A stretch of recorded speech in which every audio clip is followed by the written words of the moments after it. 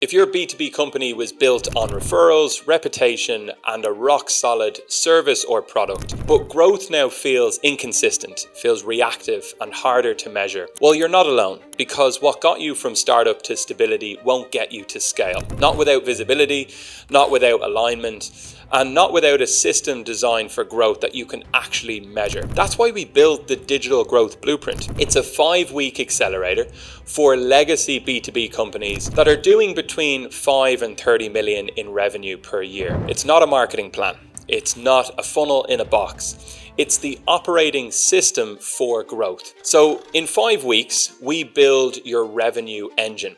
Before you waste another cent on execution and just random implementation on campaigns, we align your economics, we sharpen your positioning, and we start to map out the exact campaigns and conversion flows that will scale your pipeline profitably. So if you're the founder, the CEO, or a senior leader within your company and responsible for the commercial growth of that business, this is really for you.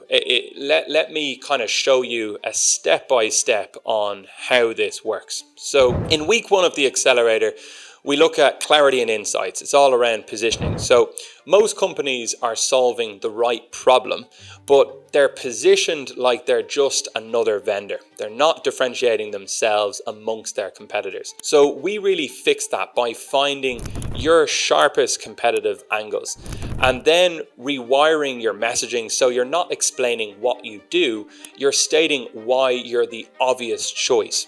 So you'll walk away with a positioning reset that really clarifies your value. An ICP playbook that shows you who you need to pursue and how you can actually speak to them in the right way, speaking to their pains. We'll start to look at a competitor gap map, which basically reveals what no one else is saying, but your buyers need to hear. And a narrative framework that makes your pitch really land every single time. In week 2, we'll look at optimizing your economics. So your finances, your numbers. If you don't know your unit economics, you're making decisions in the dark. So we unpack what's profitable, what's bleeding margin, and how to scale without guessing. So what you'll get by the end of this is a simple unit economics model showing you your CAC, your LTV, your margin, and your breakdown. We'll look at creating a custom forecasting tool to really simulate spend, pricing, and growth. And then a one-pager, which we always create for a senior leader, like a CEO, and it's a growth dashboard. So with all of your commercial KPIs front and center. So you could really start to hold different teams and agencies and whoever's responsible for growth accountable to the numbers. In week 3, we're going to look at revamping your prospects experience. So the PX, which is all around branding and the prospect journey. So here's where most trust starts to break down, the customer experience or the prospect experience. So we map the buyer journey from their very first impression. So from never hearing about you to closing the deal and paying their first invoice, there might be 30 touch points in between that along the journey. And we need to find the leaks. We need to fix the friction points that are quietly killing your conversions.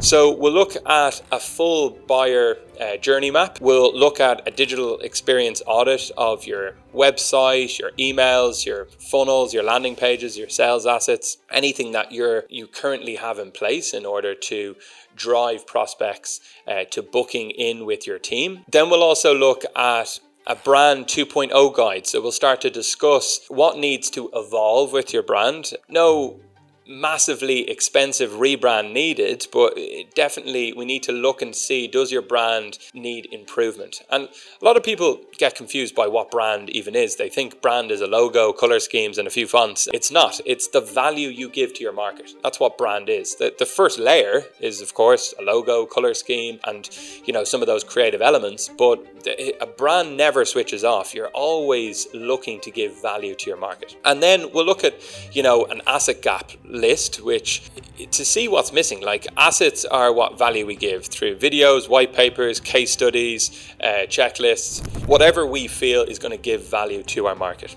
We always encourage all of our clients to think in this way: give, and then ask. In week 4, we look at expand and grow. So this is how we create demand in your market. This is where we design your actual growth engine, not just another lead gen play. We're not just running, some random Google ads or Meta ads. We're channel agnostic, so we're not biased to any channel.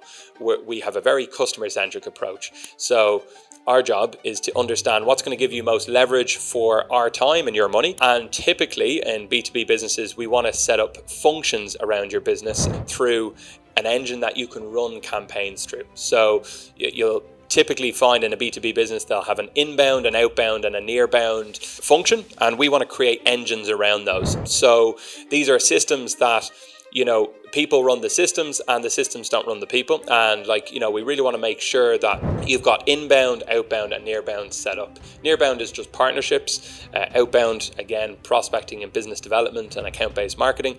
And inbound is any distribution channel, LinkedIn, Meta, YouTube, but anywhere where we see that your audience are clearly spending time online. That's where we want to spend our money to get attention-grabbing hooks in front of them that will drive them back to our website. So we analyze what fits, what converts, how to track every step.